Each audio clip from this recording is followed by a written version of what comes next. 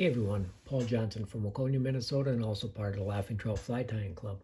Today I'm going to be tying a Caddis Klinkhammer. So this is a fly that I've been using this spring and have had a couple really good days with some caddis hatches here in the driftless area in Minnesota. So just to show you what I'm doing and how I like to tie this fly. So I'm tying this on a size 14 emerger hook. They actually do have Klinkhammer style hooks and they work really good and they look really good, but the merger style hook will work just as well. For the abdomen, I have some super fine dubbing in tan. For the post is some white Congo hair. For the collar is some brown rooster hackle. And then for the thorax, I like to use super bright dubbing in peacock. Let's just get started here. Size 14 emerger hook. For thread, I have a spool of 14-aught in dark brown. I'm going to start that at about the 60% point on the hook. I'll come in and take out the balance of the thread there. And I'm going to bring my thread down, way down into the bend here. All right, now make a small noodle with my dubbing. This super fine dubbing sticks to the thread really well. And we just want a real thin noodle. We don't want to build up much here. All we really want to do is color the thread with the tan. And I apologize. The camera is really close, and so I kept bumping it there a little bit. Just a little bit more dubbing. Bring me up to that 60% mark where I started my thread. That should do it. All right, for the post, I have a little length of white Congo here from Fly Tyer's Dungeon. Just gonna tilt my hook a little, my vise a little bit. What I do to tie in a post is I make some X wraps. So I'm gonna make 4 X wraps in this direction, and then I'll come in the other direction and 4 more X wraps. And now I'll take that post, the 2 ends of it to form the post, stand it straight up. I like to make a few thread wraps right in front of it, and then I'm going to drop my thread around the back. And now you have to rotate what you're doing. So make a wrap, and then I re-grab the post. Make a wrap, re-grab the post, and work my way up. And then each time I do pull my thread pretty tight. So I grab that post, and then I make a nice tight thread wrap.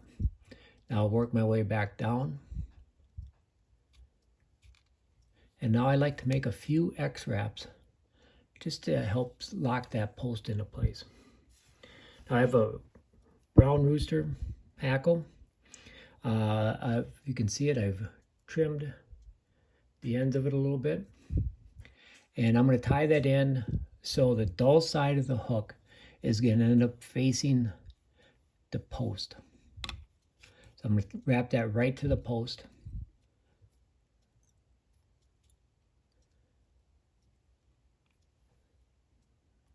And I'll bring my thread back down, and I'll apply some of this super bright dubbing. So this is a Wapsi product, super bright dubbing, and the color is peacock. You could certainly use peacock hurl. Any type of dubbing would work here just fine. This is going to be some straggly ends here. We'll come back and clean that up. I did catch one of the post fibers in there, so I'm just going to cut that out of there. And just a little bit more dubbing. And when I'm done with the fly, I'll cut off some of the real straggly ends. So I want to end up with my thread directly behind the post and on the far side of the hook from me. And then I'm just going to make as many wraps as my feather is going to allow me. I like these parachute flies to be hackled pretty heavily. So now I have my thread. I'm going to take a thread wrap directly around the hook shank, around the post, on top of that feather, and now on the bottom of the feather. And then I'll lift everything out of the way. I'll come around and I'll get a couple wraps of tying thread right behind the eye of the hook. And then I'm going to use some half hitches just so I don't trap any of those hackle fibers down. You can whip finish whatever works best for you there. Trim off the thread, get rid of the excess feather, and just clean up some of that dubbing. And then the hackle, I'm going to trim that to roughly a hook shank in length, whatever length you want for that parachute post. So there it is, the finished Caddis Klinkhammer. Give this pattern a try. Pretty straightforward to tie. The biggest thing is getting used to tying a parachute post in. Once you get a little bit of practice with that, they're not too bad. So, but this is a great fly. It's easy to see underwater. Kind of a top view and then a bottom view. So thanks for watching. Appreciate your support.